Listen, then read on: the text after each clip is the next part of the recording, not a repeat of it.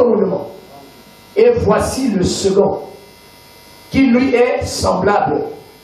Tu aimeras ton prochain comme toi-même. Que Dieu bénisse sa parole. Je vous prie de vous asseoir.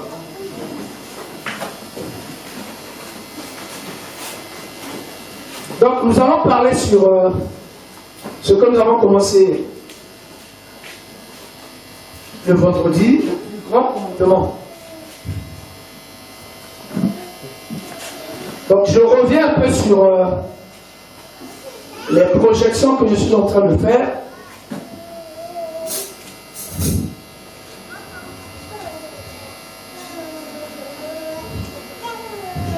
Quand j'ai reçu le message de Dieu dans une vision nocturne,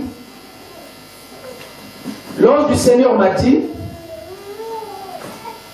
il dit que maintenant, toi et moi, nous allons travailler ensemble.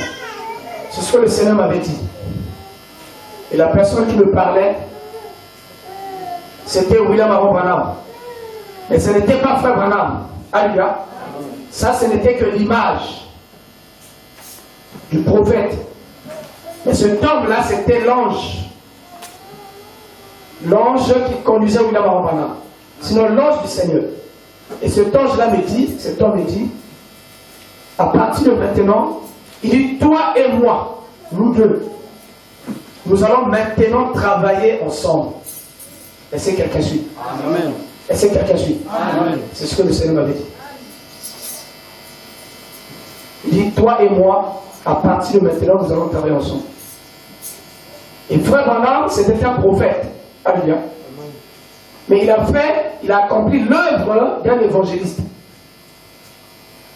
Il était messager prophète, mais il a beaucoup exercé comme un évangéliste. Alléluia. Je ne suis pas prophète dans le corps, je ne suis pas évangéliste. Ça ne veut pas dire que je ne peux pas évangéliser. Ça ne veut pas dire que je ne peux pas organiser des campagnes d'évangélisation. Non. Alléluia. Donc je prie vraiment que le Seigneur nous aide afin que nous puissions réaliser cela. Sinon, ça me tient à cœur d'organiser une campagne d'évangélisation en plein air. Les moyens, on va s'organiser, on va prier le Seigneur afin qu'il nous aide à avoir les moyens nécessaires. Donc nous allons parler sur le plus grand commandement. Quel est le plus grand commandement? C'est une question qui a été posée au Seigneur. Et la question ici là concerne ceux-là qui s'intéressent à Dieu. La question ne concerne pas tout le monde. La question concerne ceux-là qui pensent à leur salut. Ceux-là qui pensent à leur propre vie. Ceux-là qui pensent à Dieu. C'est à ceux-là que la question est posée. Et nous voyons ici là que ces hommes de la loi, après avoir appris que le Seigneur Jésus-Christ avait tenu en silence une autre équipe, les Sadducéens, alors eux aussi vont se rassembler pour aller rencontrer le grand maître, pour aller rencontrer le Seigneur Jésus-Christ. Et quand ils arrivent devant le Seigneur, alors ils posent la question au maître, au grand maître. Il dit, grand maître, dis-nous, nous avons eu les prophètes, les Ésaïe et les autres. Ils nous ont présenté la parole de la part du Seigneur. Nous avons eu Moïse. C'était aussi un grand. Il nous a présenté la loi. Mais dis-nous quel est le plus grand commandement. Et la Bible dit qu'on lui posait cette question-là. La question fut posée au grand maître. C'était pour l'éprouver. C'était pour le mettre à l'épreuve. Est-ce que quelqu'un suit? Est-ce que quelqu'un est concentré? Est-ce que quelqu'un a soif de recevoir quelque chose après le Seigneur? Amen. La question lui fut posée pour qu'il soit éprouvé. Donc en posant la question, savait que c'était une question que le Seigneur ne pouvait pas répondre. Il savait que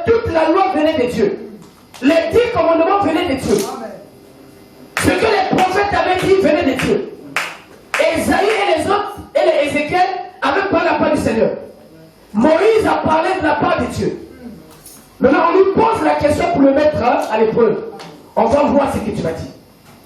Puisque du premier au 10e commandement, c'est Dieu. C'est ainsi dit le Seigneur. Esaïe a parlé, c'est Dieu. Maintenant, on va voir qu'est-ce que tu vas dire. Alors, on lui pose la question pour l'éprouver. Dis-nous quel est le plus grand commandement. Et le Seigneur, comme il était la parole, alors le Seigneur répond. Alléluia. Il dit le plus grand commandement. Et il dit que c'est le premier. Il dit c'est le plus grand commandement et c'est le premier. Amen. Il dit tu aimeras ton Dieu de tout ton cœur, de toute ton âme et de toute ta pensée. Donc vous voyez dans la réponse du Seigneur ici, il y a même une insistance. Quand je suis en train de lire dans l'écriture, cette partie-là, donc ils ont insisté, le Seigneur a insisté. Il dit tu aimeras le Seigneur de tout ton cœur, de toute ton âme. En fait, quand on parle du cœur ici, on parle de l'âme. Alléluia. Parce que l'âme se repose dans le cœur. Le prophète dit que dans le corps, il y a une petite partie qui est vide. Où le sang ne passe pas. Où il n'y a pas de sang. Il dit que c'est cette petite partie infime où se repose l'âme. C'est dans le cœur. Mais nous voyons ici dans la réponse du Seigneur, alors il insiste. Il parle du cœur, il insiste. Il parle encore de l'âme. Il dit que tu aimeras l'Éternel ton Dieu. Oh là là. De tout ton cœur, de toute ton âme et de toute ta pensée. Ça signifie que tu dois aimer le Seigneur de tout ton être. Il dit que c'est le plus grand commandement. Et c'est le premier commandement. Et c'est quelque chose. C'est le plus grand commandement. C'est le premier commandement. Prends le frère là, Gédéon. Prends le petit là, tu le mets derrière. Tu n'as pas. Le plus grand commandement, c'est que tu aimeras l'Éternel ton Dieu. Il dit, c'est le plus grand et c'est le premier. Et c'est quelque chose. C'est le plus grand commandement. Maintenant, c'est ce que nous allons voir. La Bible dit que aimer Dieu, c'est le plus grand commandement. Chimita, est-ce que tu es là? Aimer Dieu, c'est le plus grand commandement qui soit. Et c'est le premier. Maintenant, qu'est-ce que signifie aimer Dieu? Qu'est-ce que aimer Dieu? C'est ça que nous allons voir. C'est ça que le Saint-Esprit va nous montrer. Et nous allons voir ici, dans les Écritures que nous avons lues, le Seigneur était avec ses disciples. Alléluia. La Bible dit que quand ils ont fini de manger, alors le Seigneur Jésus va poser la question à Pierre, après avoir mangé. Il dit, Simon Pierre, est-ce que tu m'aimes? Voici le commencement et le début de toute histoire de la divinité. L'histoire avec Dieu commence par l'amour. L'histoire du salut, l'histoire de la rédemption commence par l'amour. L'histoire même de la création suivait. Quand on voit la création, quand on voit le monde, on voit les oiseaux, on voit les océans, les fleuves, les montagnes, les arbres. Nous voyons l'homme. Toute la création que nous voyons, c'est l'expression. C'est le signe de l'amour. Amen. Il n'y a rien qui existe sur la terre. Il n'y a rien qui existe dans tout ce que tu as fait qui n'explique pas ou qui ne fasse pas ressortir l'amour. Tout ce que nous voyons est l'expression de l'amour. L'amour est au centre. Et donc le Seigneur Jésus va poser la question à Pierre. Est-ce que tu m'aimes? Parce que s'il n'y a pas amour, il n'y a absolument rien. Et donc avant que le Seigneur ne confie la mission à Pierre, alors il devait d'abord se rassurer si Pierre l'aimait. Il fallait qu'il se rende compte si Pierre l'aimait. Simon Pierre, est-ce que tu m'aimes? Et Pierre a répondu comme tous les croyants. Si je pose la question ce matin à chaque croyant va donner la même réponse que Pierre avait donné. Amen. Maintenant, quelle a été l'attitude de Jésus? Quelle a été l'attitude de la parole? La parole connaissant, il a insisté. Il lui a posé une seule question 3 fois. Parce qu'il savait de quoi il disait. Amen. Il savait que Pierre, en répondant, ne comprenait pas tout ce qu'il disait. Est-ce que tu m'aimes? Seigneur, tu sais que je t'aime. Le Seigneur nous va me suivre. Pierre, est-ce que vraiment toi tu m'aimes? Pierre dit, Seigneur, tu sais toutes choses, je t'aime. Amen, c'est tout. Ah, ok. Parce qu'il voyait que le temps était proche. Lui, il devait partir. Il fallait qu'il y ait des gens qui devaient le remplacer. Et pour qu'il y ait le remplacement, alors il fallait que l'amour qui était en lui se retrouve dans notre personne. Parce que l'œuvre de Dieu ne peut pas se poursuivre si l'amour de Dieu n'est pas là. Et donc le Seigneur était là. Il a regardé le petit. Il a regardé Pierre. Amen, ici tout. Il dit, est-ce que tu m'aimes, Simon-Pierre? Pierre répond, comme un membre d'église. Il dit, tu sais que je t'aime, Seigneur. Le Seigneur dit, Père et Brady. Elle va sur un tel petit. Est-ce que vraiment tu m'aimes? Il lui pose la question 3 fois. Et le petit, déçu, mais toi tu sais toute chose, tu sais que je t'aime. Amen. Pierre ne savait pas que Jésus lui posait la question. C'était pour qu'il doit sortir de la première vision. Amen. Parce que les gens acceptent, les gens confessent par le premier degré. C'est une confession de façade. Et chacun peut facilement dire et confesser qu'il aime Dieu. Mais après, quand on rentre dans les profondeurs, quand on commence à creuser cet amour que les uns et les autres confessent de Dieu, on se rend compte que l'homme n'aime pas Dieu. Et j'étais en train de montrer, quand j'ai commencé le vendredi, qu'on ne peut pas aimer quelqu'un qu'on ne connaît pas. Pour que tu aimes la personne, il faut que tu le connaisses d'abord. Il faut que tu connaisses la personne. Et ici, il s'agit d'aimer Dieu. Comment tu vas aimer Dieu? Comment tu vas aimer Dieu? Même Moïse, le grand prophète, Moïse, le grand, il n'a pas vu Dieu. Amen. Il entendait la voix de Dieu, il a vu les manifestations de Dieu, il n'a pas vu Dieu. Bon, maintenant, comment tu vas aimer Dieu? Comment tu vas aimer quelqu'un que tu ne vois pas? Ce qui est mauvais. Frère Branham était en train de causer. Le prophète causait avec un monsieur, avec un papa, avec un vieillard. Ce vieillard entendait parler du prophète. Et frère Branham partait faire la chasse. Il s'est retrouvé dans le domaine de ce monsieur-là qui avait sa femme. Et le monsieur ne savait pas que la personne qui était en face de lui, c'était William Branham. Et après, ils ont commencé à converser. Le monsieur a posé la question à frère Branham, mais qu'est-ce que tu as la vie? Il dit, non, je suis pasteur. Alléluia. Je suis ministre de l'évangile, je suis pasteur. Il n'a pas donné son nom. Il n'a pas décliné son identité. Et le vieux, l'homme âgé, il dit à frère Branham, ce que je déteste chez vous, les prédicateurs et les pasteurs, il dit, c'est que vous déclarez des choses que vous ne comprenez pas. Vous prêchez des choses que vous ne comprenez pas.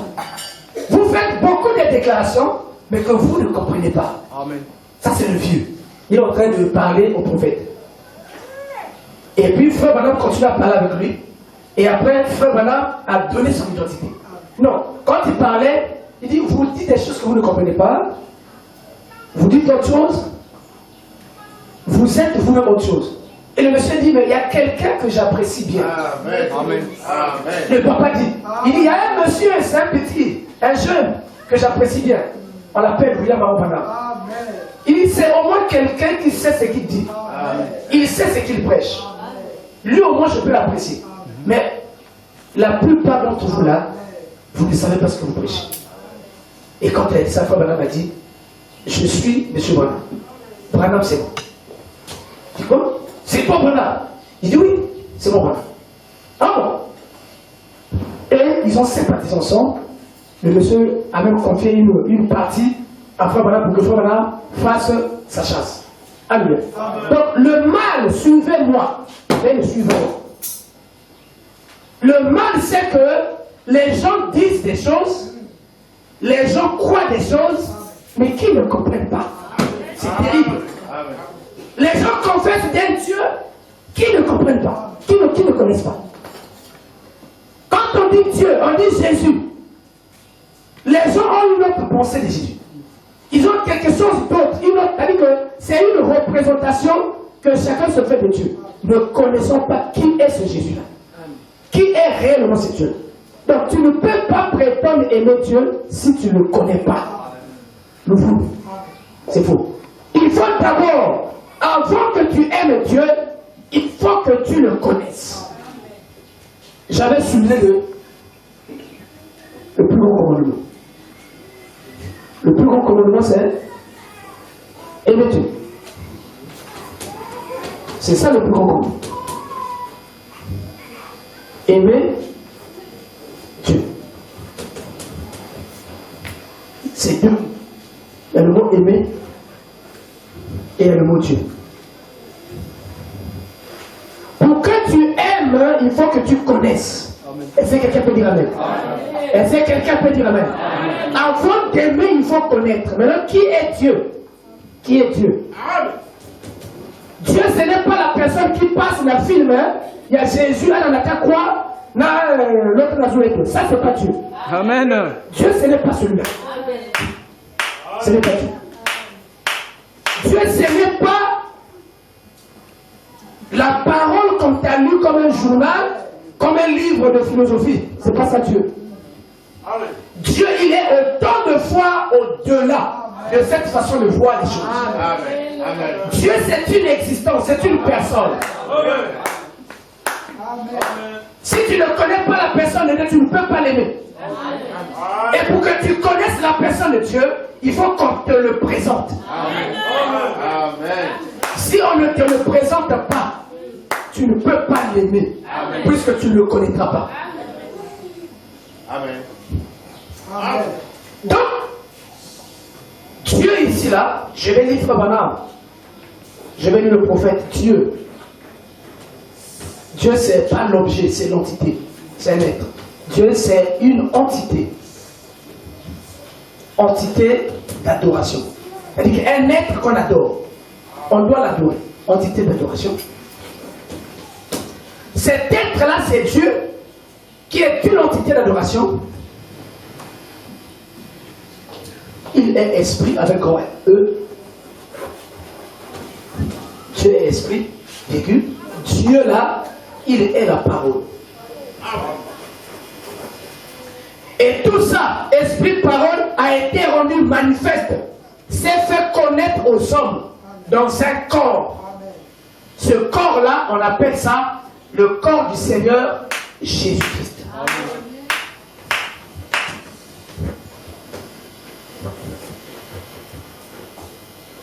C'est ça Dieu. Donc Dieu, c'est une entité d'adoration. C'est un être qu'on adore. Alléluia. Et Dieu, il est esprit. Dieu est esprit.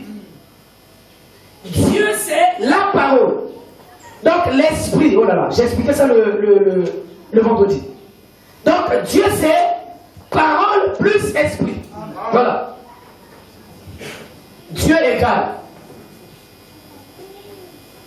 parole plus esprit. Suivez-moi s'il vous plaît. Parole plus esprit. C'est ça Dieu. Manifesté physiquement, humainement, en Jésus-Christ. Alors, nous prenons le mot aimer. Qu'est-ce que signifie aimer? Avant de venir, j'ai regardé ce mot-là. Qu'est-ce que ça voulait dire? Aimer signifie éprouver. Éprouver de l'affection.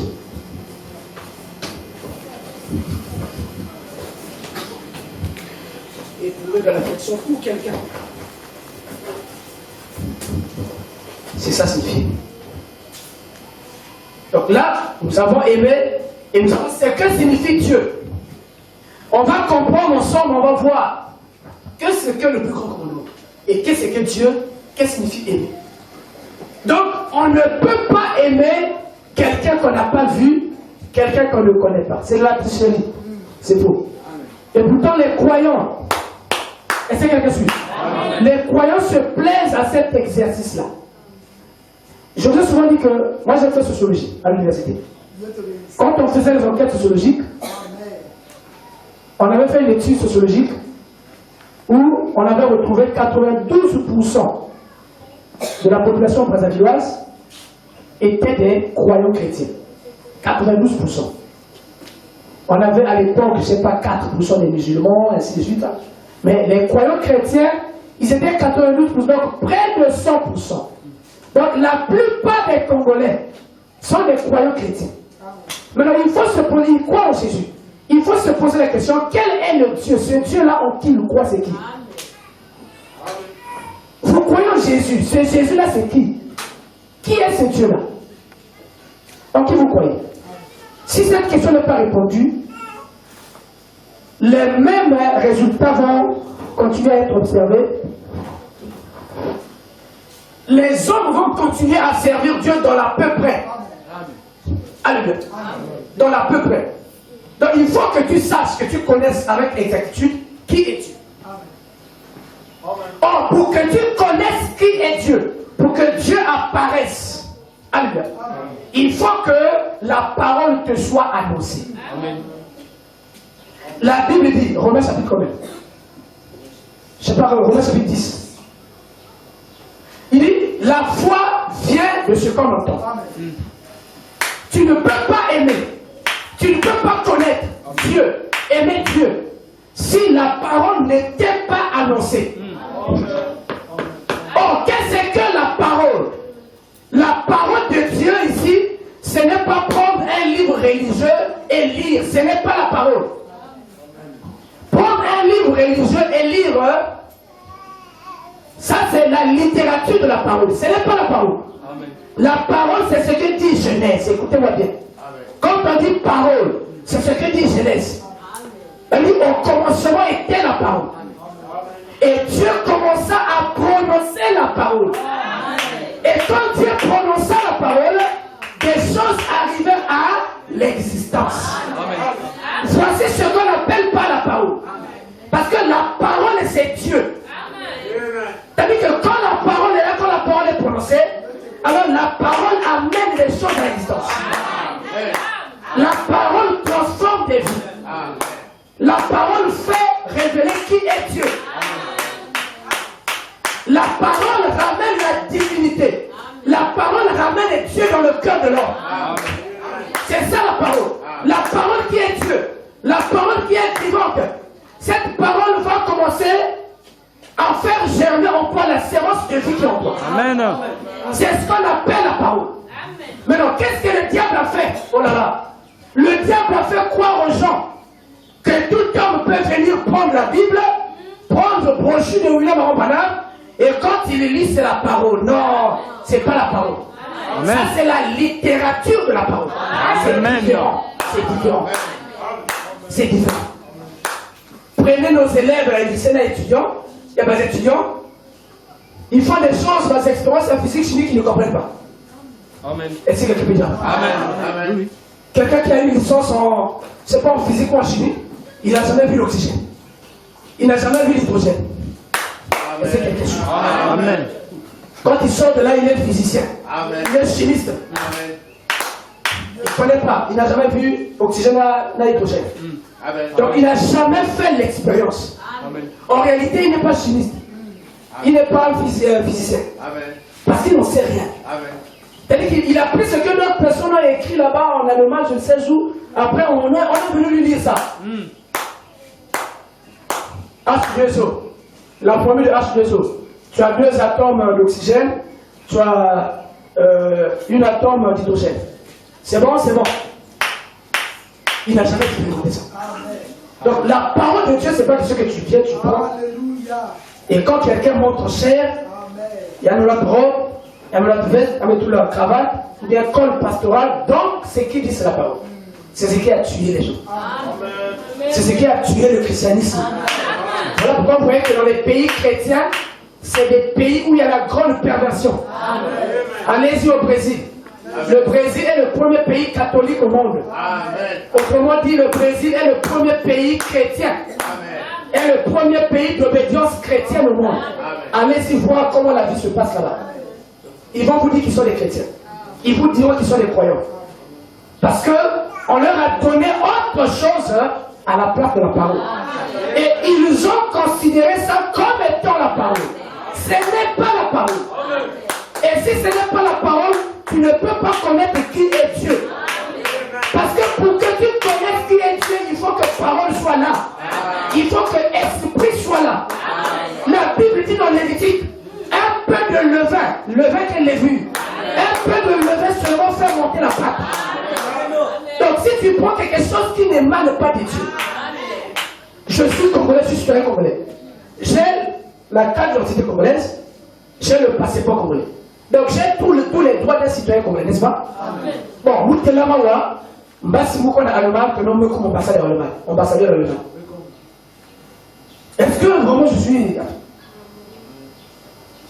La première autorité, le président de la République, qui représente le pays ou la nation, ne m'a pas envoyé, ne m'a pas légué une partie de son pouvoir. Mais je peux être ambassadeur. C'est pas parce que je suis congolais, je viens avec passeport congolais. Il dit, monsieur le chancelier allemand, je suis congolais, mon passeport est là. À partir d'aujourd'hui, je deviens l'ambassadeur du Congo en Allemagne.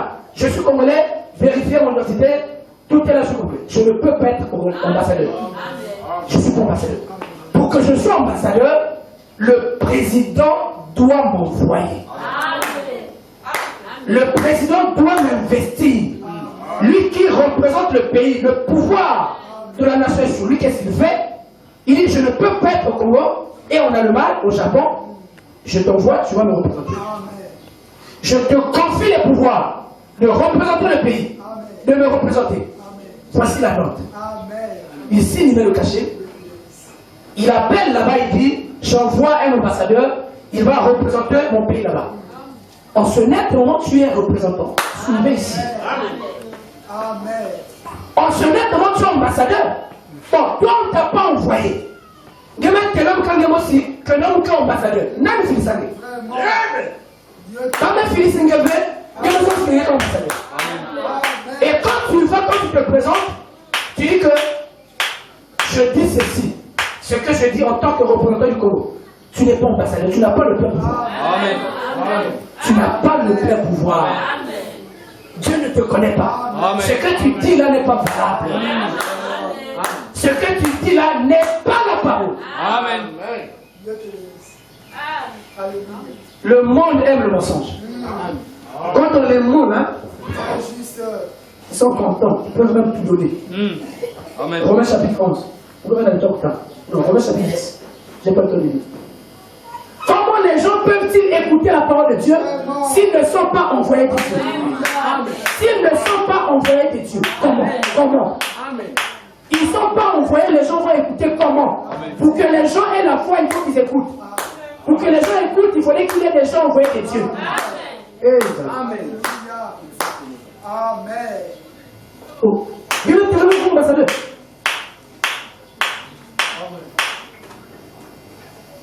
Même dans un film, on ne devait pas ambassadeur comme ça. Même un film monté. Oh. Maintenant, comment dans la réalité, toi, tu vas être ambassadeur? Tu es ambassadeur comme les enfants font quand ils étaient enfants dans le jouet. Et comme ambassadeur, il y a Mayoto. Et fait un côté, Romain. Romain, rapidement, Romain chapitre combien? Chapitre 10. Voilà. Vous connaissez l'écriture. Romains chapitre 10, verset 14. Il dit, comment donc invoqueront-ils celui en qui ils n'ont pas cru? Comment les gens vont invoquer celui en qui ils n'ont pas cru? Point d'interrogation. Et comment croiront-ils en celui dont ils n'ont pas entendu parler? Comment les gens vont croire si on ne leur a pas parlé? Amen.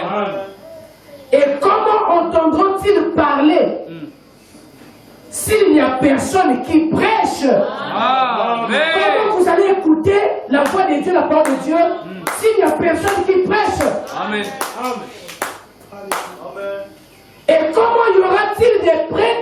prédicateurs, s'ils ne sont pas envoyés, Amen. comment y aura-t-il des prédicateurs s'ils ne sont pas envoyés? Selon qu'il est écrit qu'ils sont bons les pieds de ceux qui annoncent la paix. Comment y aura-t-il des prédicateurs s'ils ne sont pas envoyés? Amen. Qui les envoie? Ce n'est pas la personne elle-même qui s'autoproclame un prédicateur ou pasteur, non. Amen. Et l'autoproclamation, comme étant homme de Dieu, serviteur de Dieu, a donné le chaos qu'il y a aujourd'hui dans le monde. A donné le chaos qu'il y a aujourd'hui dans le milieu. Les milieux dits chrétiens. Quand on présente la parole de Dieu, les matrices spirituelles des gens ont tellement été gaspillées. Amen. On a pitié des gens, que le Seigneur fasse grâce.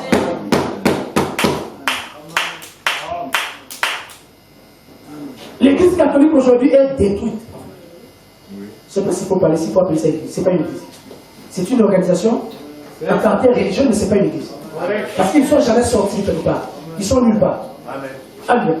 Une église, on appelle une église, ce sont des appelés à sortir. Amen. Une église, ce sont des gens qui acceptent une exode. C'est-à-dire que vous quittez un état et vous commencez à aller vers un autre état. Amen. Vous quittez un lieu pour un autre lieu. C'est ça qu'on appelle l'église. Et une église, c'est une séparation. Alléluia. Donc, quand vous commencez l'œuvre avec vos propres pensées, on ne peut pas appeler ça église. Amen. Quand vous montez au nom de Dieu, vous montez au nom de Pierre, vous n'êtes pas une église. Mais pourtant, la foi des gens aveuglement se repose sur ces enseignements qu'on ne peut retrouver nulle part. On va t'appeler sœur seulement si tu pars au couvent. Si tu es à couvent, tu deviens sœur. Tu portes loin de l'homme robe. Tu vas plus avec les hommes. Non, pas tu vas plus avec les hommes, mais tu te maries plus. C'est écrit où? Amen. Où est-ce que c'est écrit que quand tu vas pour devenir sœur, tu dois aller à couvent quelque part? Mais pourquoi vous aimez le mensonge? Vraiment. Et quand on dit ça, non, il y a quelle église? Paul a dit, si quelqu'un vient, il vous annonce autre chose. Maudissez-le. Il dit maudissez-le. Amen. Il dit s'il vient auprès de vous avec un autre évangile, il dit ne le recevez même pas. Amen. Parfois nous sommes trop gentils avec les gens. Vraiment. Quelqu'un vient avec un évangile, tu te redis, tu continues à l'écouter. Qu'est-ce que tu écoutes? Vraiment. Tu écoutes quoi? La mort, la On mort. dit il faut le chasser, il faut le chasser. Amen. Il n'est jamais dit que si tu es sœur, d'abord pour qu'on t'appelle sœur, il faut que tu ailles au couvent. Quand tu vas au couvent, tu deviens sœur. Et quand tu vas là-bas, alors tu ne peux plus te marier. Et ça se transforme en quoi? Ça se transforme en une vie de débauche. La Bible enseigne que la doctrine des démons enseigne aux gens de ne pas se marier. C'est écrit là souvent. Il dit la doctrine des démons enseigne aux gens de ne pas se marier. Donc quand on dit à une femme tu es sœur, tu ne peux plus te marier, c'est la doctrine des démons. On dit que tu deviens prêtre, tu ne peux plus te marier, c'est la doctrine des démons. Mais pourtant les gens refusent ça. On dit quand tu es concentré, machin, pour que tu rentres en contact avec Dieu, il faut que tu prennes chapelet. Il faut chapelet. À l'époque, j'étais encore un adolescent, j'étais encore un enfant. Ma mère partait à l'église catholique, elle avait chapelet. J'ai dit, maman, le chapelet là, c'est une matière qu'on a pris, on a fabriqué, on a mis tout là chapelet. La marmite aussi, c'est une matière. J'ai dit, au lieu que tu prennes le chapelet, prends seulement la marmite. Parce que marmite aussi, c'est une matière. Le chapelet, c'est du plastique qu'on a mis. J'ai dit, prends seulement la marmite, commence à balancer ça. Balance la marmite avant de prier. Est-ce que tu trouves que c'est normal? Quand te disent que pour que toi tu pries, il faut que tu prennes une marmite en train de balancer. Et là, maintenant, Dieu va t'écouter. On dit, pour que tu pries, pour qu'on t'exauce, chapelet. C'est tout caché. Paul n'a pas fait ça. Pierre n'a pas fait ça. Vous avez trouvé ça où? Amen. Où est-ce que vous avez trouvé? Même qu'il a jugé. Si la parole n'est pas là, l'esprit n'est pas là, les hommes qui sont là ne connaîtront pas Dieu ils ne pourront jamais aimer Dieu. Ils ne vont jamais aimer Dieu. Pourquoi les gens sont hostiles à la parole? Pourquoi les gens sont contre la parole de Dieu? Tel que je prêche, les gens viennent ici, il y a les plus années futures, il y a les plus d'années. Ça me l'a dit. C'est parce que les hommes aiment plus le monde que Dieu. Amen. C'est ça la vérité. Ah, c'est vrai. Les hommes s'aiment plus eux-mêmes que Dieu. Amen. Les hommes aiment plus le monde que Dieu. Amen. Quand il vient, il écoute, il voit, il dit, je suis d'accord, tu as bien dit ça. Nous sommes là. Nous sommes là. Et vous avez que ça vient. Mais vous avez l'église. Bon, est-ce que les abats, nous avons une assemblée?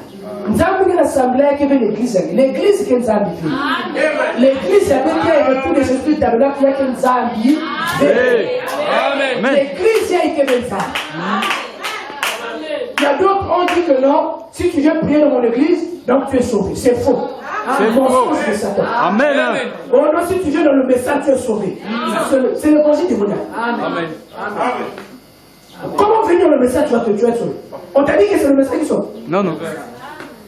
C'est la parole. C'est la parole de Dieu qui sauve. Amen. C'est la personne de Jésus-Christ qui sauve. Amen. Une église ne peut pas sauver.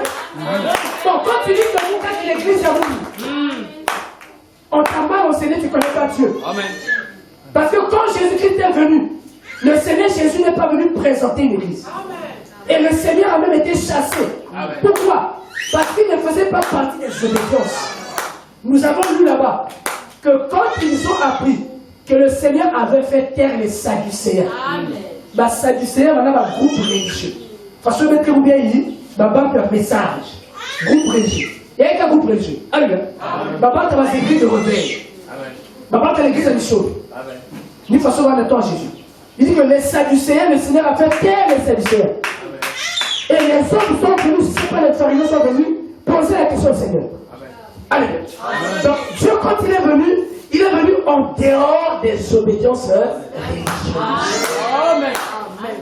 Et le Saint-Esprit disait que la religion, c'est l'arme par laquelle Satan emprisonne les gens. Amen. Ils ont fait croire aux gens que si tu es dans le christianisme, c'est la bonne religion. C'est faux. Je lève avec toi, je reprends devant le Seigneur. Le christianisme, ce n'est pas la bonne religion. C'est faux. Le bouddhisme, ce n'est pas la bonne religion. L'islam n'est pas la bonne religion. Il n'y a pas une bonne religion au monde, ça n'existe pas. Même pas le christianisme, c'est faux. La bonne religion, c'est la personne de Dieu manifestée. La bonne religion, c'est la personne de Jésus-Christ. Et les gens sont égarés au nom du christianisme. Comme je crois en Jésus, donc je suis sauvé. Nous qui avons dit que donc nous ne voulons qu'à quel vous. Ce n'est pas parce que tu crois en Jésus, il est mort à la croix. Tu vois le film de Jésus, tu commences à pleurer. Amen. Vraiment. Amen. C'est des émotions. C'est trop pas ça. Tu vois le film de Jésus, tu commences à pleurer. C'est trop charnel. Il y a quelque chose charnel trop vite. Parfois ça m'énerve, je n'aime pas trop voir ça. Il y a des amis collègues. Vous voyez tous les gens raconter leur vie au nom de Dieu. Mais quand on vérifie là, c'est des gens qui n'ont rien à voir avec Dieu. Mais arrêtez de parler de Dieu. Vraiment. Il faut que tu connaisses Dieu.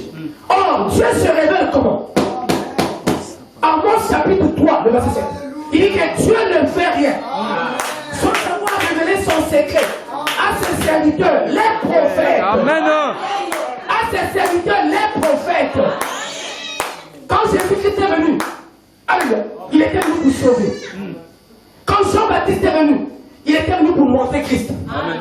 À tous les gens, pas un groupe. Quand Dieu envoie un prophète, le prophète là, c'est pas pour un groupe. Amen. Il y a quel prophète il y avait? William Aaron Branham, quel prophète il y avait? Dieu n'envoie pas un prophète pour un groupe. Amen. Dieu envoie un prophète pour la terre, pour l'humanité. Et la parole de Dieu ne vient que par un prophète. Dieu? Qui est Dieu? Parce qu'on ne le connaît pas. Tu ne peux pas connaître Dieu, c'est faux. Amen. Voilà, quand tu as une on a gêné dans sa Bible. Qu'est-ce que ça veut dire? Amen. Bac Bible. Et tu prends toutes les traditions de la Bible, je ne sais pas combien là. Tu sortirais de là plus incrédule qu'avant que tu ne rentres là. Parce que tu ne connaîtras, tu ne comprendras absolument rien.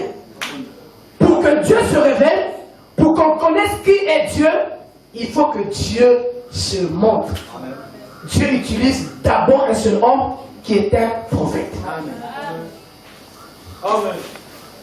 Et toi, tu t'en fais même pas. Je vais quand même me forcer. Dieu utilise d'abord un homme qui est un prophète. Donc, je connais des gens. Je connais des gens à qui on a dressé.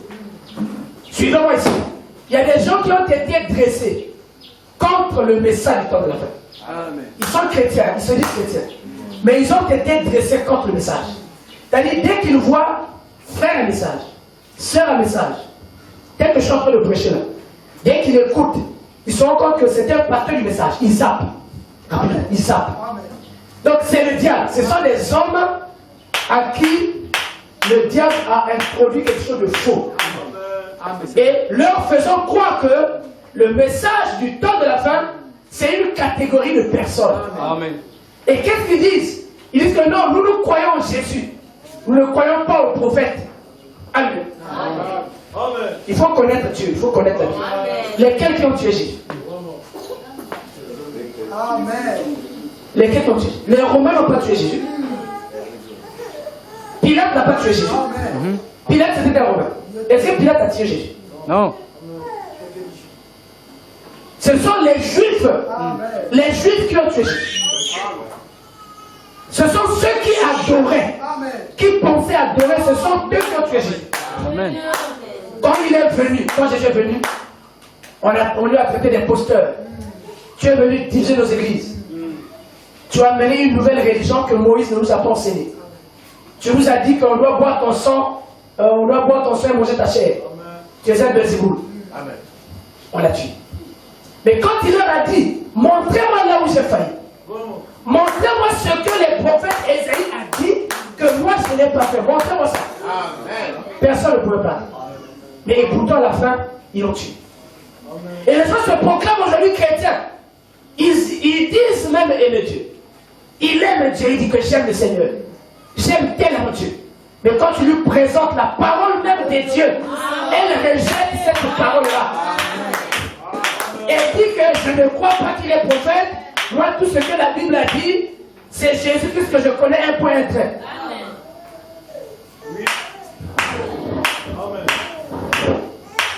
Et la mort est rentrée. Donc tu ne peux pas accomplir le plus grand commandement si la parole de Dieu ne vient pas à toi. C'est pas possible. Donc il faut que... C'est compliqué. Il y a des gens qui ne croient plus. Alléluia. Il y a des gens qui ne vont plus croire. Surtout ceux qui sont dans le monde religieux. Beaucoup ne croient plus. Ceux qui sont ancrés dans la religion. Beaucoup ne croient plus. Parce qu'en leur, il y a des enseignements. On les a tellement gaspillés, les matières spirituelles, que la parole n'a plus d'endroit où s'asseoir. Donc, tel que je prêche là, la parole n'a plus d'endroit. Alléluia. Sa matrice a été gaspillée, ma matrice a été gaspillée. Quand la parole vient, et pour toi c'est Dieu, mais ça ne peut plus résider. Parce qu'il a tellement été mal enseigné. Et ça devient difficile pour cette catégorie de personnes de croire. Et en cela, il y a des prédicateurs et des pasteurs. Il y a des prédicateurs et des pasteurs qui passent par là. Des chrétiens, des croyants difficiles pour qu'ils acceptent la parole de Dieu. Donc tu ne peux pas aimer celui que tu ne connais pas. Or, pour connaître Dieu, il faut d'abord que la parole vienne. La parole ne vient que par les prophètes. Que le Seigneur m'aide, je lis rapidement.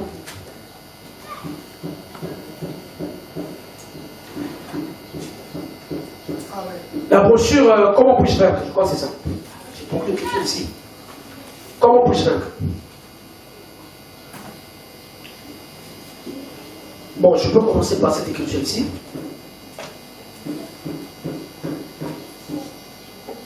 Ok. Le livre de vie de l'agneau. La prédication, le livre de vie de l'agneau. Le livre de vie de l'agneau, prêché le 3 juin 1956.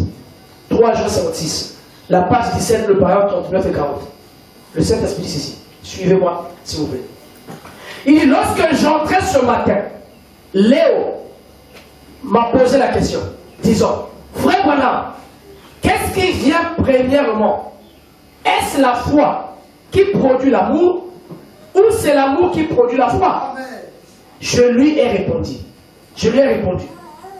Il dit, c'est l'amour qui produit la foi. Amen. Il dit, c'est l'amour qui produit la foi. Beaucoup de gens qui aiment la foi. Il dit, c'est l'amour qui produit la foi.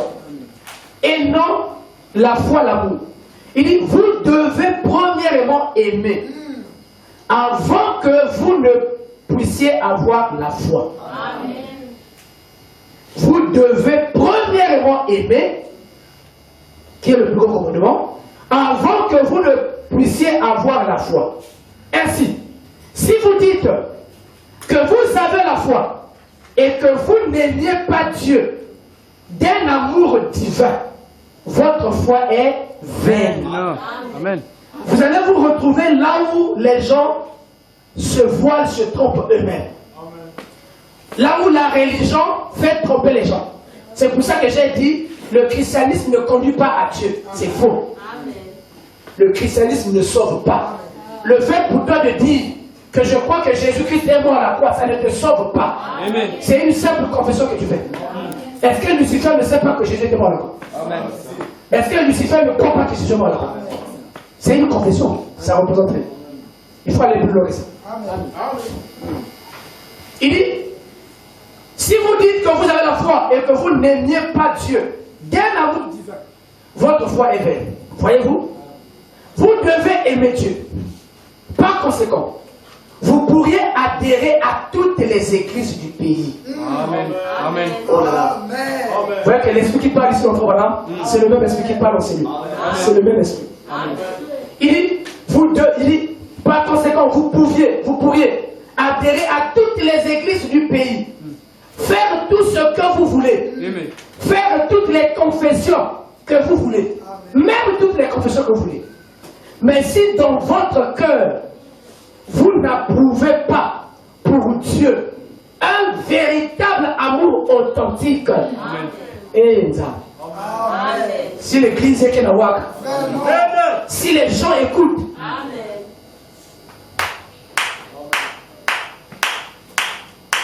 il dit, faites toutes les confessions que vous voulez.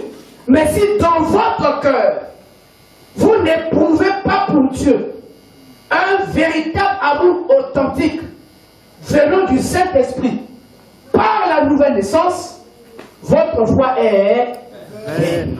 Amen. Donc tu peux faire toutes les confessions que tu veux. Tu aimes Dieu.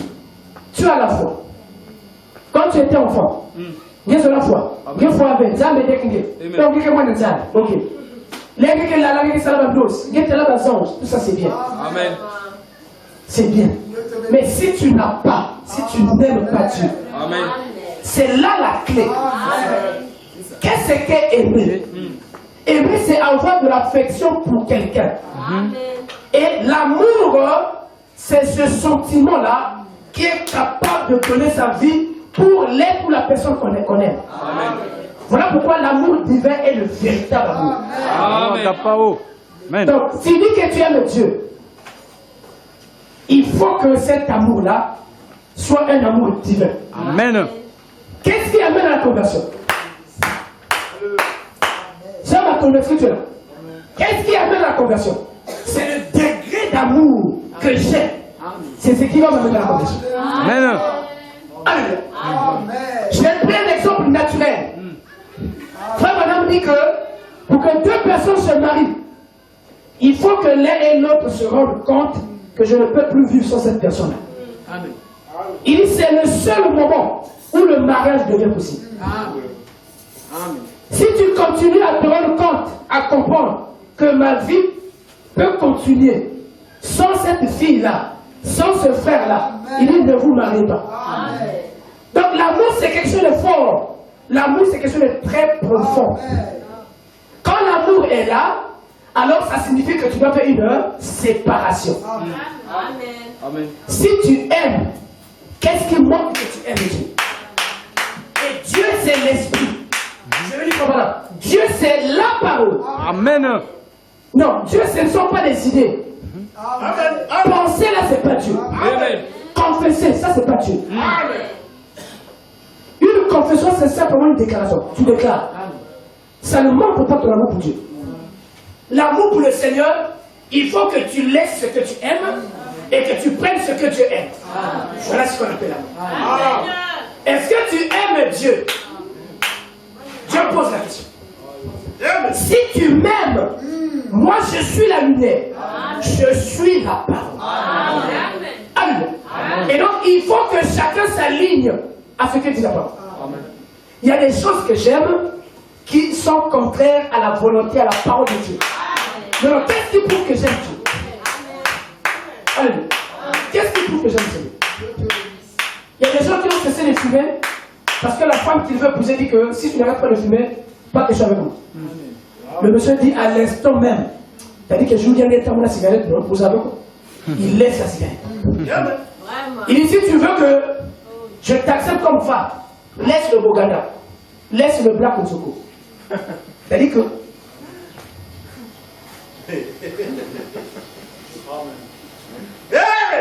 il est capable de dire à la femme, si vous avez une bouteille de Black Nsoko, vous avez une bouteille de Black. Parce que la femme lui a dit le peuple blanc. Amen. Le peuple blanc. Et quand il vient, tu as amené Black là-bas. Tu as des points de vue. Oui, oui. Parce que la femme lui a dit je veux plus de ça. Amen. Amen. Quand tu acceptes, tu aimes un homme, tu veux te marier avec un homme, mais tu vas laisser tous les autres hommes. Tu abandonnes toutes les autres propositions. Amen. Est-ce que tu veux que je te fasse le mariage? Oui. Ça là, tu vas laisser. Il dit non, mais tu sais, si tu veux que je sois ton mari, ça tu laisses. Tu fais le choix, c'est apprendre ou à laisser. Alléluia. Amen. C'est la même chose avec Dieu. Donc tu ne peux pas dire que tu aimes Dieu, mais il y a quelque chose qui continue à prendre la place de ton cœur. Vraiment. Il y a quelque chose qui prend la place de ton cœur. La mondanité prend la place de ton cœur.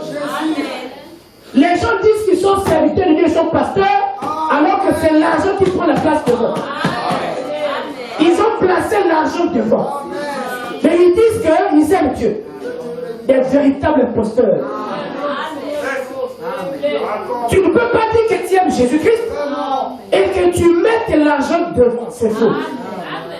Quand tu aimes Jésus, alors le Seigneur occupe la première place de ta vie. Et quand c'est un amour qui vient de Dieu, je dois être prêt à laisser ce que j'aime au profit de ce que lui aime. Amen. Donc je ne peux pas confesser aimer Dieu et continuer à traîner avec ce que la parole ne m'autorise pas. C'est ça la clé. Merci Seigneur. Merci Seigneur. Quelqu'un peut aimer Dieu. Alléluia. Il aime beaucoup le Seigneur. Mais il a encore des faiblesses. C'est différent. Et vous voyez cette personne-là courir devant la présence du Seigneur en train de pleurer, d'importuner le Seigneur pour sa situation. Amen. C'est cela. Il dit, je veux laisser ça. Mais je n'arrive pas encore. Seigneur, aide-moi. Amen. Aide-moi que ça commence cela. Mais tu es ce que j'ai de plus cher. Si l'amour là est véritable, ça ne va pas prier. Amen. Cette faiblesse-là partira. Cet esprit-là partira. Cette mauvaise chose-là partira. Parce que la parole qui est venue à toi, c'est la parole qui a créé les cieux et la terre. Et la parole qui vient à toi, c'est une parole vivante. C'est une parole puissante. Amen. Cette parole transforme des vies. Amen. Et cette parole qui vient à toi, dans cette parole, il y a l'esprit. Il y a le Christ qui est là.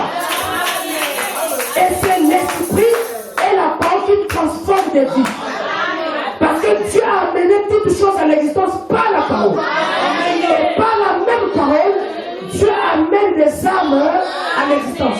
Amen. Dieu amène des âmes à la conversion. Je ne veux pas admettre. Je lève ma main.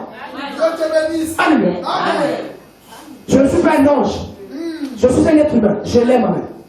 Quelqu'un n'écoutera pas la parole telle que je le prêche ici. Amen. Tu as fait 6 mois sans prendre Je position. le crois. Amen. Je ne crois pas ça. Amen. Vous pouvez dire tout ce que vous voulez. Moi, je ne crois pas. Tel que l'évangile est annoncé ici, là. Tu viens ici 6 mois. Dieu vous bénisse. La même faiblesse là continue. Je ne crois pas ça. Je ne crois pas ça. Amen. Dieu vous bénisse. Parce que nous avons suivi le même chemin. Amen. Quand Dieu nous a appelés, nous avons suivi le même chemin. Quand Dieu nous a appelés, nous avions les mêmes corps. Nous vivons le même monde. Mais il y a eu quelque chose de très fort. L'amour du Seigneur a surpassé toute autre chose. Je me souviens quand le Seigneur m'a appelé au ministère. Nous sommes en 2006. Quand Dieu m'a appelé au ministère, je n'étais pas prédicateur, je ne prêchais pas. J'étais en 3e année à Marie-Bonne. C'est mon tuteur qui m'appelle. Dieu vous bénisse. Quand il m'appelle, il dit, tu vas prêcher. Mais je savais déjà, depuis les années 2001, alors j'avais défié le Seigneur. Je lui avais dit, tu es Dieu, moi je suis un humain. On verra. On verra par où tu passeras pour que moi je prêche la parole de Dieu. Je vous dis ce qu'il y a, Dieu m'était bon. Parce que j'avais été, je vous avais expliqué, j'avais été marqué par une histoire quand j'ai cru. Il y avait eu une séparation à l'église, occasionnée par un prédicateur, donc ça m'avait beaucoup marqué. Et je me suis dit que ce monde-là, c'est un monde dangereux. Le monde des prédicateurs et des gens qui prêchent là. Vraiment. Je ne le ferai jamais. Et je ne sais, je le ferai. Quelqu'un dit ça à vous, que vous parlez d'état. Par où tu restes. Et alors, ce jour-là, je suis en casse, le téléphone sonne. Nous, on nous appelle des panamistes. Mon tuteur n'était pas le message. Il était dans une église de réveil. Et une église a commencé chez nous à la maison. Il m'appelle, il dit, viens, on t'attend. On a vu de l'oreille de l'ouest, c'est toi qui vas prêcher. Dès qu'il a dit ça, mes gars se sont levés. J'ai dit, je sais que je ne peux pas prêcher l'évangile. Je ne prêcherai jamais. Alors, pendant que je m'apprêtais à riposter, parce que je savais où est-ce que ça voulait en venir, pendant que je voulais la réponse, ça se passe dans des tierces. Il y a une petite voix qui monte en moi, qui me dit, pour l'amour du Seigneur, vas-y. Je dis, merde. Ah, Je dis, le monsieur là, va. point final. Donc quand cette petite voix est montée, il a dit, pour l'amour du Seigneur, vas-y. Pendant que je m'apprêtais à lui dire, je ne peux pas, je ne peux pas venir prêcher. Je ne suis pas prédicateur, je ne prêche pas. Et pendant que je ne peux pas lui dire ça, la voix dit, pour l'amour de Dieu. Pas pour toi, mais pour l'amour de Dieu, vas-y. Le monsieur là, il est compliqué. Mais, qu'est-ce que tu dis? Quand j'écoute cette voix-là, je dis, d'accord, sors de lui. Il dit, fais vite, prends le taxi, on t'attend. Je suis en plein cours. Je rentre en salle, je plie mes effets, j'ai laissé les autres faire que je suis parti à lui. Je prends le taxi, j'arrive à la table. C'était plein. Je ne suis pas prédicateur. Oh.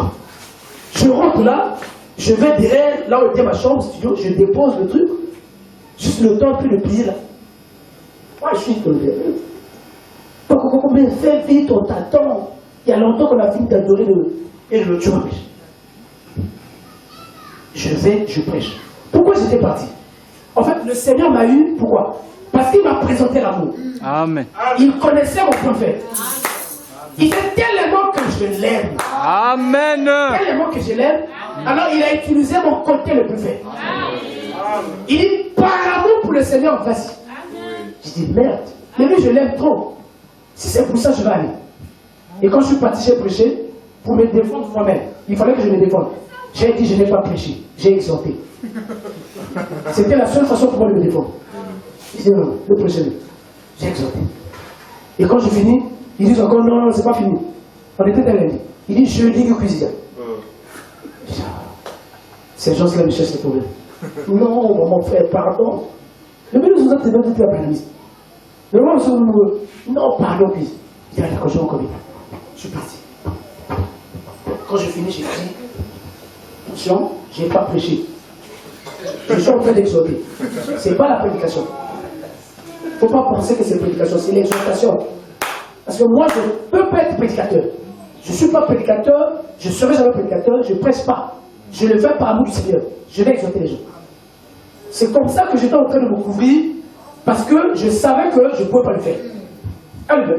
Mais quand l'amour de Dieu rentre en scène, tu vas accomplir des choses que tu ne peux pas. Amen. Quand le Saint-Esprit vient dans ta vie, quand la personne de Dieu commence à se faire révéler à toi, à ta personne, ça sera une autre réalité. Tu vas rentrer dans un monde propre à toi, où tu vas te retrouver seul avec Dieu. Parce que tu sais et tu comprends qu'est-ce que l'amour de Dieu. Qui est cette personne-là? Qui il est pour moi? Qu'est-ce qu'il représente pour moi? Qui suis-je? Parfois je suis le dernier de ma famille. Mais comment un être aussi élevé, aussi glorieux peut se rappeler de moi? Comment? Même moi, directeur de simple à l'école, ils sont fous de moi. Même dans ma famille, on ne m'apporte pas l'importance. Mais lui, le roi des rois, lui, c'est celui de moi. Si tu réalises, tu comprends ça, ça va changer ta vie. Donc il n'y a rien qui est au-dessus d'amour. Les conversions dans les églises. Si tu veux que ta vie change, la base c'est l'amour. Et l'amour, ce n'est pas une simple confession. Alléluia. L'amour, ce n'est pas dire que je crois. Non, ça c'est pas l'amour. Et le prophète a bien dit que entre la foi et l'amour, c'est d'abord l'amour. C'est l'amour qui génère la foi.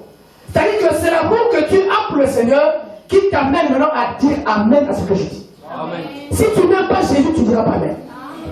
Si tu n'aimes pas le Seigneur, tu vas rester attaché à ce que ton pasteur te dit. Amen. Mais qui est contraire à la Bible, qui est contraire à la parole. Ça signifie que tu aimes plus l'Église que Jésus-Christ. Il y a des gens qui aiment plus. J'avais reçu, dans le passé, quand j'ai commencé j'ai exhorté dans le quartier ici. Je suis parti exhorter une fille, quelque part un peu devant là. Et cette fille-là, c'était une chante. Elle chante très bien. Une très belle voix. Pendant que je l'ai exhorté, papa, elle me dit, oh, est-ce que dans l'église américaine a chorale? Bah, c'est vous qui chante, vous qui êtes là trop couilliba. En tout cas, vous aussi, chorale, qui vous le monde. Je ne peux pas. Nous, en tout cas, chorale. C'est-à-dire qu'elle aime plus ce qu'elle fait que Jésus. Amen. Et nombreux sont comme ça. Ils sont devenus membres d'église. Et il a sacrifié l'amour de Jésus pour ce qu'il fait dans son église. Vraiment. Quand la voix de Dieu retentit, quand le Saint-Esprit commence à parler, et que cet amour se réveille en toi, alléluia, Amen. tu fais la différence. Je vais lire rapidement pour terminer. Il n'y a rien, absolument rien, qu'on peut comparer avec Jésus-Christ. Quand lui il apparaît, si tu l'aimes réellement, ça se fera sentir. Je me dis, il y a des gens qui sont ici, ça fait 8 mois, ça fait 2 ans, ils viennent m'écouter, mais tu sens que changement qu'il a l'ombiné, prise à position qu'il a l'ombiné, c'est faux, il y a quelque chose de faux. Ce sont des gens, ils aiment plus leur propre vie que Jésus. C'est-à-dire que l'amour que je suis en train de dire, c'est autre chose. L'amour que je suis en train de dire, je ne sais pas comment je vais expliquer ça. Peut-être prendre quelques exemples. C'est autre chose. L'amour, c'est autre chose. L'amour, c'est quelque chose de très fort. Vous pouvez imaginer que les apôtres acceptent qu'on les tue. Qu'on les tue. C'est ça l'amour. Donc, ce n'est pas... Il y a des gens qui continuent avec la vie à copinage. Ici. Copinage. D'autres continuent pour les sœurs, d'autres continuent à manger ce qu'on appelait à l'époque au Congo Bourras. Ils continuent à manger de l'argent de pourri. Tu sais que il n'y a rien entre toi et ce monsieur. Tu ne veux pas lui. Pourquoi tu vas prendre ce qu'il nous dit? Et c'est des choses, c'est des faits qui se poursuivent. Tu as cru pendant. C'est-à-dire de croire à moi. Même qu'à 3 semaines, il y a rien pour verser bien. Amen. Ça va bouleverser ta vie. La mode, la mode. Donc tu aimes ton corps plus que Jésus. Comment ça? Tu connais pas ce que c'est que l'amour. Vraiment. Tu parles de la foi, tu ne connais pas ce que c'est. L'amour transforme. Et dans l'amour, il y a une puissance qui transforme. C'est l'amour qui conduit les gens à la conversion. Quand vous voyez un frère, une soeur convertie, c'est l'œuvre de l'amour puissant de Jésus-Christ dans la vie de cet homme. Cet homme-là comprend qui est Jésus pour lui. Et maintenant, il devient capable de tout sacrifier. Il sacrifie tout. Et en sacrifiant cela, ça l'amène à être converti. Ça amène sa vie à être changée. Sa vie devient changée, sa vie devient transformée. Parce qu'il a beaucoup aidé. On ne vient pas à Jésus pour continuer avec son ancien mari. Jésus étant un époux, il faut que le mariage soit coupé, résilié avec les anciens maris. Je vais dire Frère Madame dit, tu ne peux pas être un chrétien. Tu ne peux pas être une chrétienne et puis te marier avec un païen. Avec une païenne. Mais c'est quand même dit que... La vérité. Amen. Tu dis que tu aimes Jésus. Tu fais compromis avec le ainsi dit le Seigneur. Vraiment. Tu vas prendre une païenne. Frère Madame dit que c'est presque le péché pardonné. Wow. Il dit c'est presque le péché pardonné. C'est là qu'on montre, on prouve l'amour pour Dieu. Réellement si tu aimes Jésus. Tu ne peux pas t'allier. Tu ne peux pas t'attacher avec un païen. Tu ne peux pas prendre pour mari, pour femme, un incirconcis. Une incirconcise. Amen.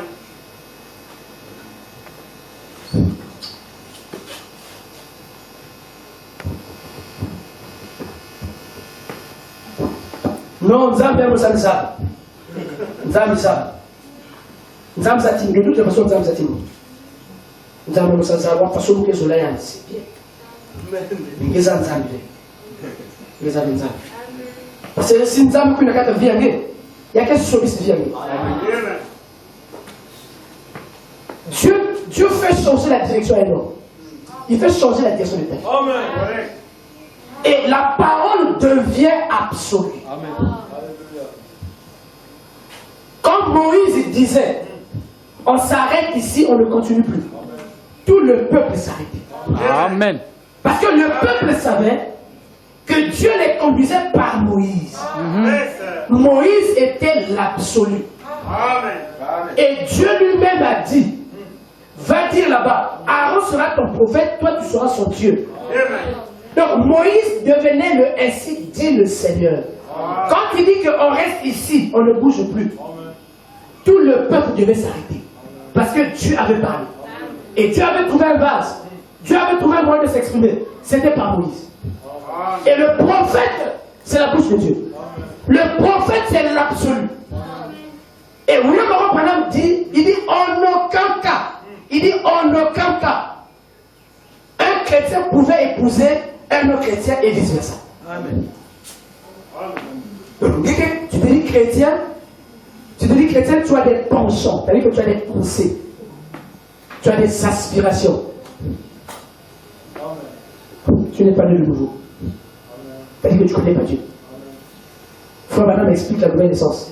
Je vous ai prêché ça ici, je vais revenir sur ça. La nouvelle naissance, c'est quand la pensée change. La nouvelle naissance amène au changement de la pensée.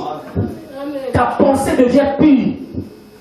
Ta pensée maintenant devient esclave de la parole. C'est ça la nouvelle naissance. Ta pensée a changé. Ta perception de la vie des choses a changé. Tu as maintenant une perception spirituelle. Tu as maintenant une perception scripturaire. Tu as maintenant une perception prophétique. Ta perception des choses et de la vie dépend maintenant de l'ainsi dit le Seigneur. Ça ne dépend plus de toi, ça ne dépend plus du monde, mais ça dépend maintenant de Dieu. Ça dépend maintenant du prophète. Et il dit en aucun cas, tu ne peux pas épouser un païen. Je dis frère Bana.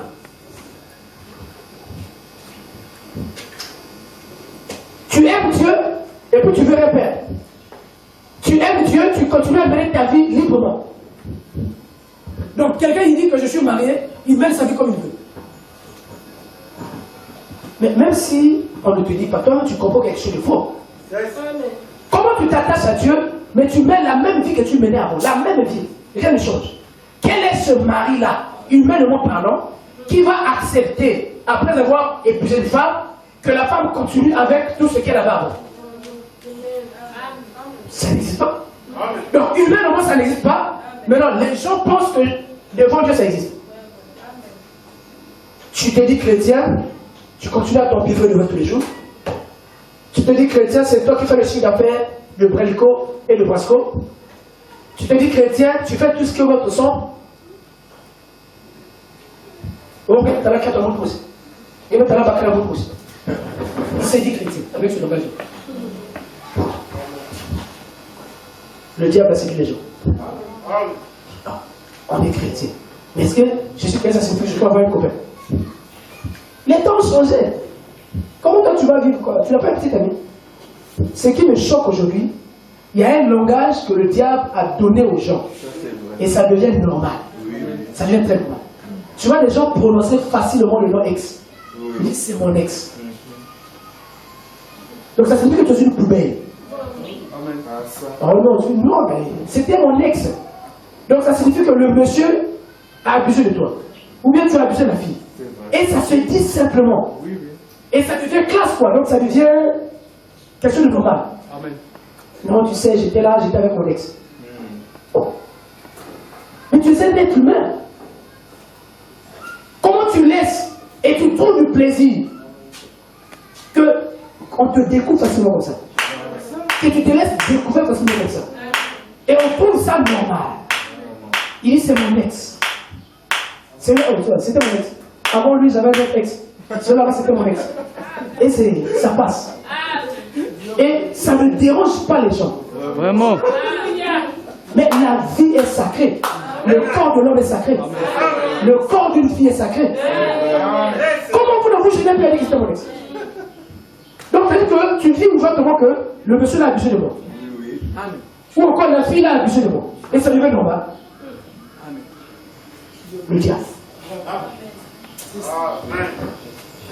Le diable. Et tu vois quelqu'un venir, faire la cour à quelqu'un, à une femme, mais le monsieur dit non, c'était mon ex. Et un homme normal, un homme sérieux, va d'abord s'arrêter. Mais les gens ne s'arrêtent pas.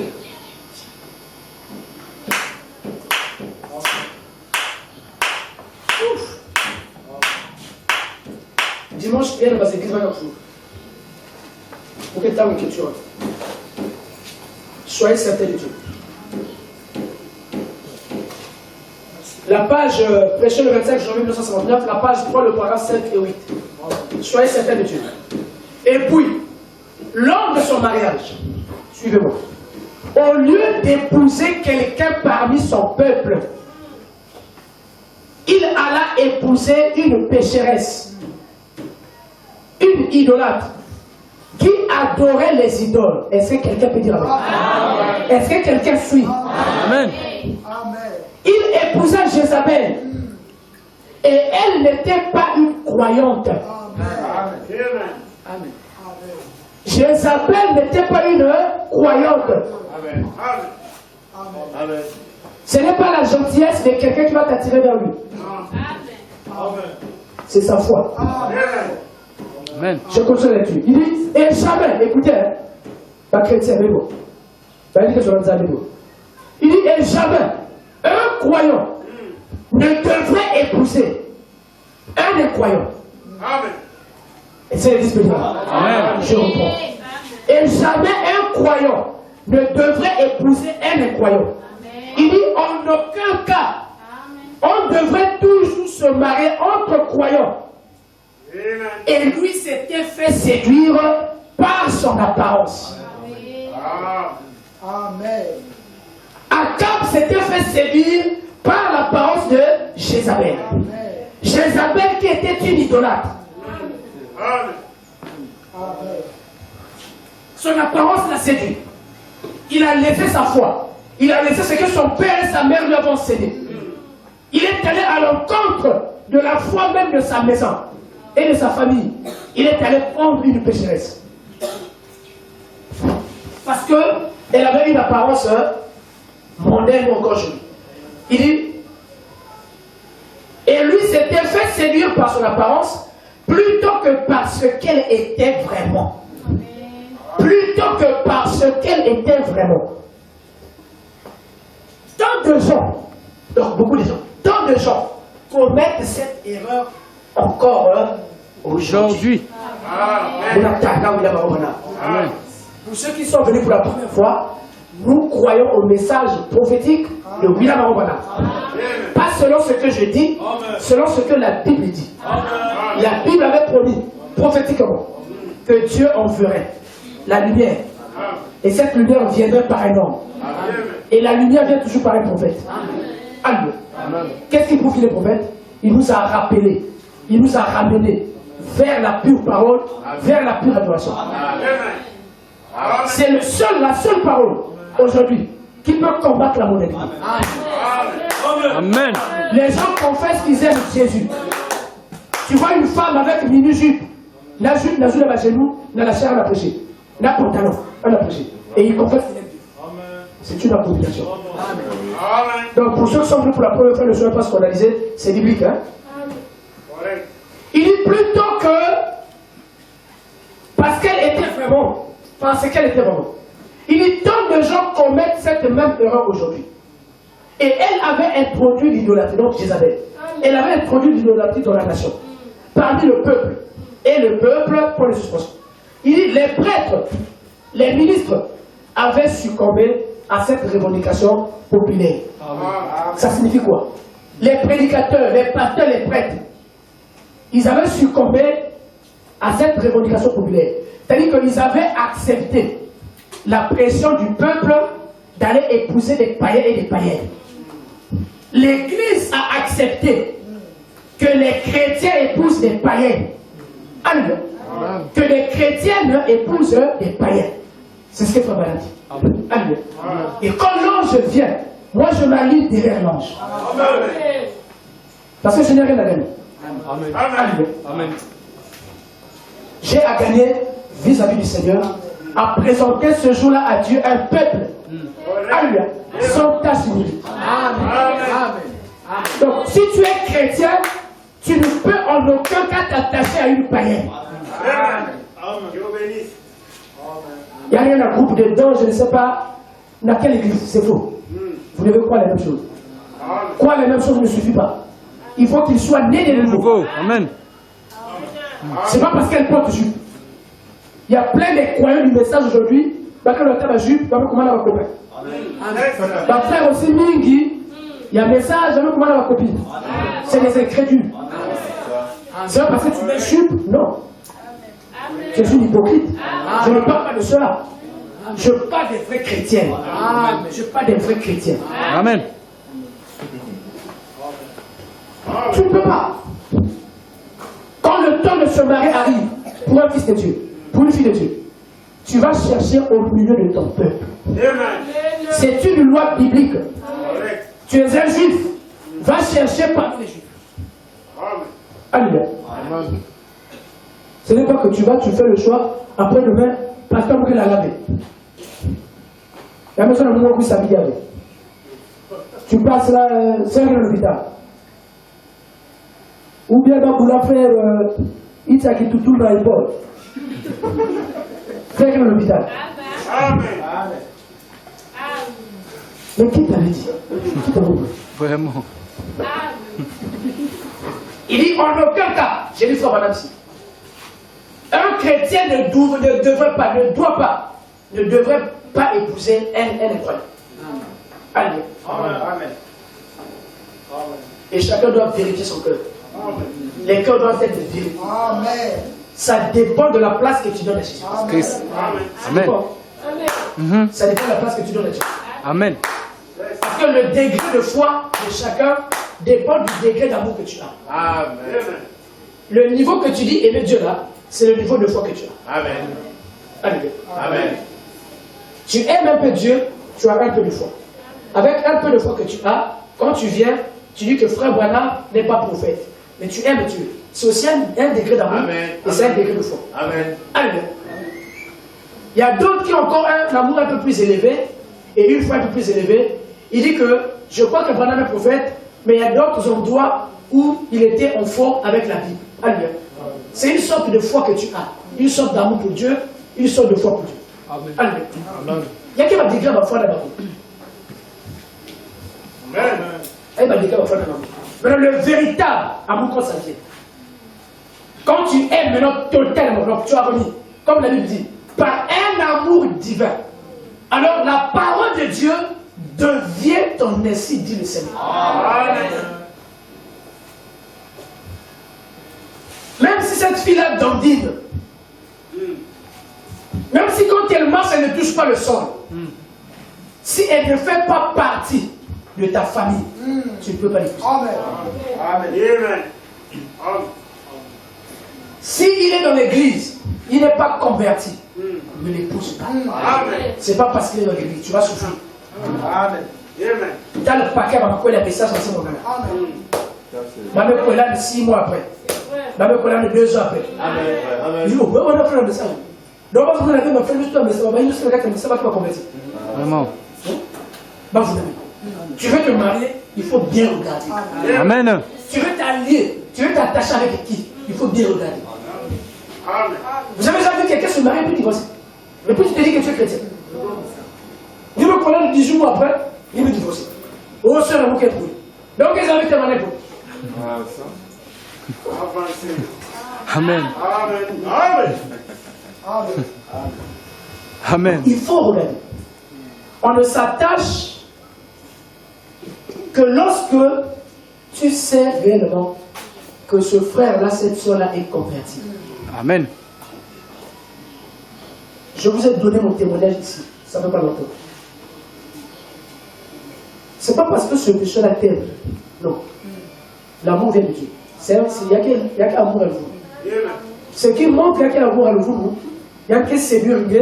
Il y a qu'un joyeux. Il y a qu'un tourner une zone. Il y a qu'un continuer dans ma carte. Et si quelqu'un veut la grâce, si grâce qu'elle a gagné, quelqu'un fois la sida. Il y a quelqu'un sida dans la carte une zone. Mais pourtant, c'est donc qu'il m'aime. Il y a des genoux. Il y a des genoux trop.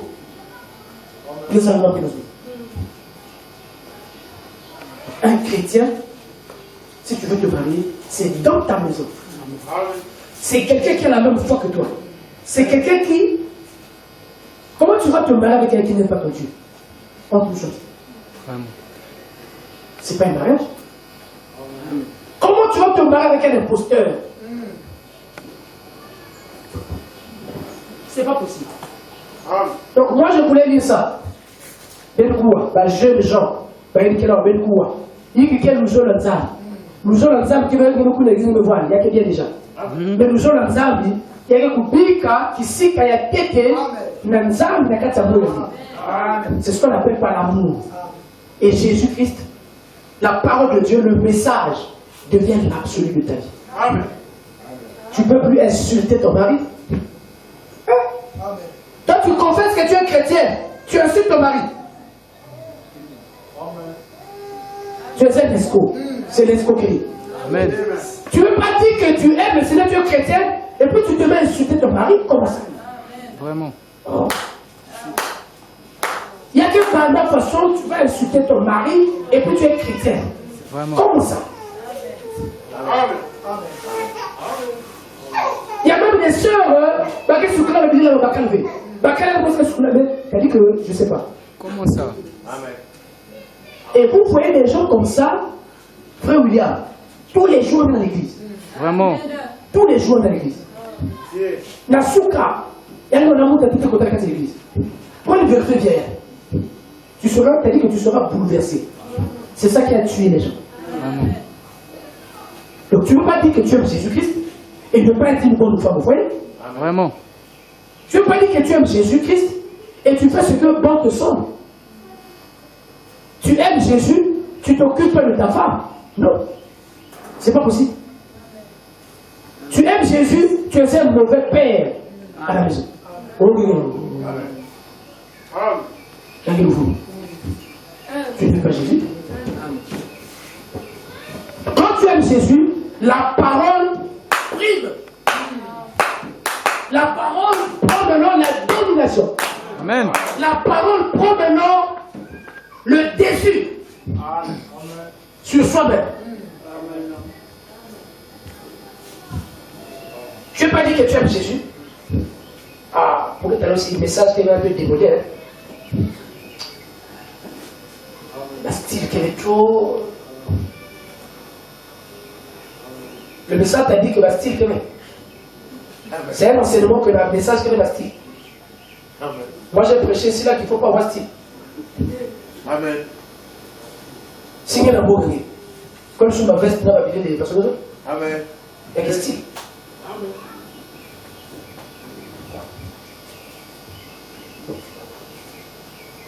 J'ai dit qu'il ne faut pas que notre chapeau.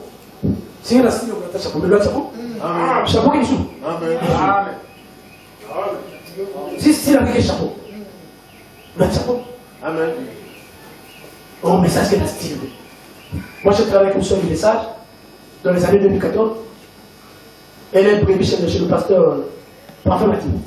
Oh là là, j'apprécie cette soeur. Elle était toujours propre. Amen. Elle était jeune, c'est comme femme. Elle était seulement ménagère. Hein. Elle nettoyait la vie de ménage. Mais quand tu la vois lundi là, tu vas dire qu'elle est là dans la banque Société Générale. Elle était toujours classe. Amen. Elle était toujours propre. Elle portait toujours chapeau. Le chapeau des femmes. Elle mettait toujours chapeau avec fleurs. Si vous mettez là un chapeau à rouge, vous mettez là un chapeau à rouge, pas blessé ou rouge. Zappa qui pas rouge. Si elle met tout le fleur à violet, Zappa qui n'a pas de. Vous les c'est même fait. Donc, moi, je sais que je vais dire, je vais dire. Parce que vous savez, la combinaison là, c'est pas facile. Hein. Vraiment. Amen. Amen. Pour faire les combinaisons là, c'est pas facile. Amen. Pour combiner toujours ton body, la fleur, tout là, et tu changes des chapeaux, machin. Ah. Mais cette soeur, elle était classe. Elle était classe. C'est pas un péché. Amen. Elle dans la classe.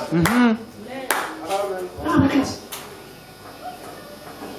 Ce que Paul a prêché, ce que Frère Madame a prêché, ils ont condamné le mal. Amen. Amen. Pas que vous condamnez être classe. Et j'appréciais cette soeur. Donc, une fois, moi, je me disais, frère, il faut que frère, parce qu'il y a deux secondes que vous avez ça. Parce que là, il faut faire évidemment. Bon, parfois, écoutez aussi chez LV, là, ils ont côté mon assouvert. Il y a même la place à côté mon assouvert. C'est des connaisseurs. C'est des gens qui. Ça coûte pas toujours cher. Ça, c'est vrai. Ça coûte pas toujours cher. Donc, je lis une écriture et puis une matière.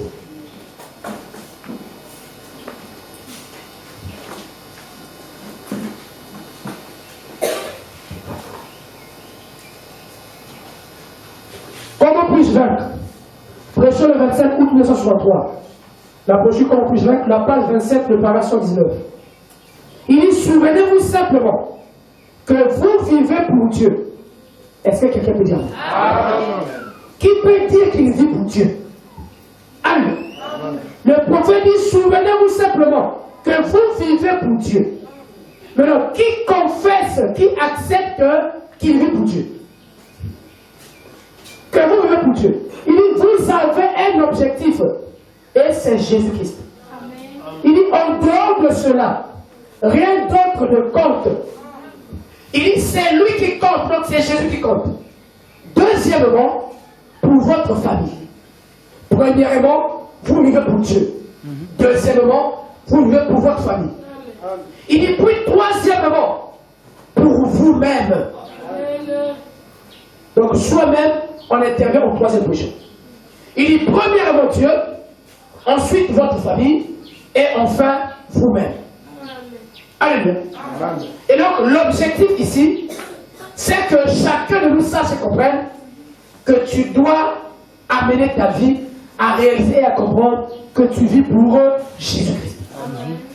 Et vivre pour Dieu, c'est le premier commandement. C'est aimer d'abord Dieu avant toute autre chose. Et si tu aimes Dieu, alors tu vas prendre parti pour la parole qui t'est annoncée. Ce qui montre que tu aimes Dieu, c'est quand tu remets la première place à la parole dans ta vie.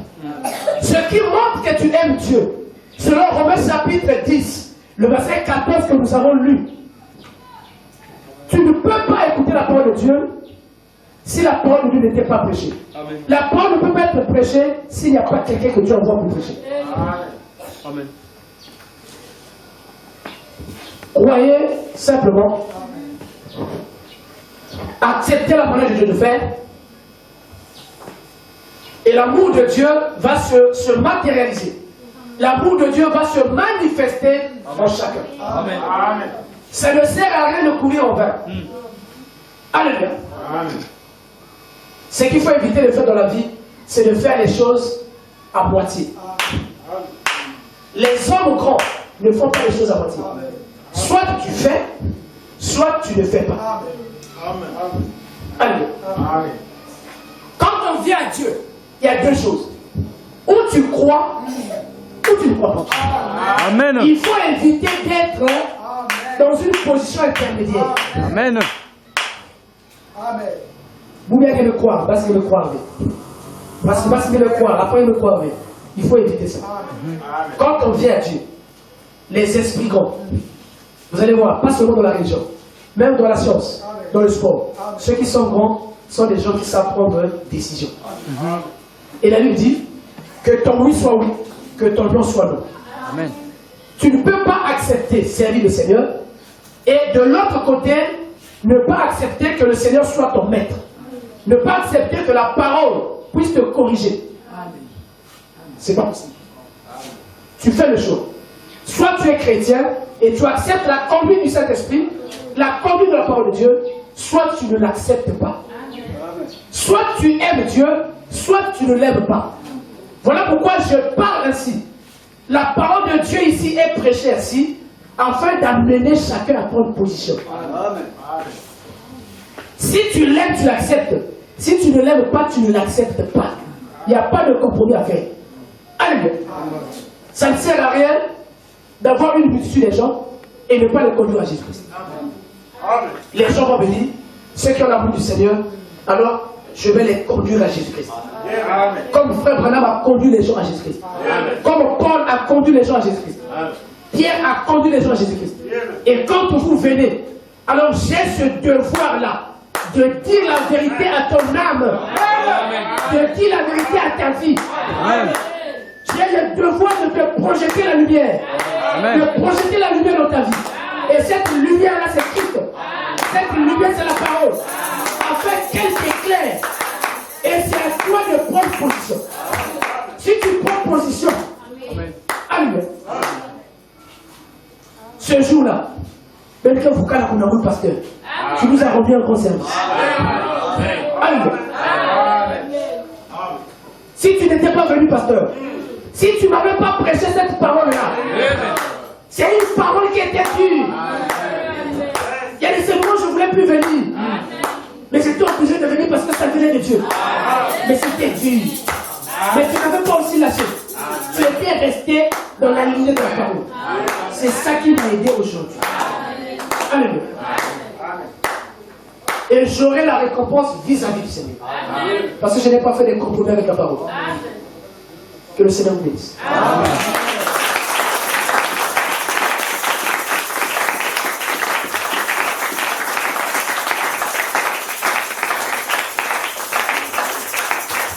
Nous inclinons les têtes, on va adorer pour prier le Seigneur.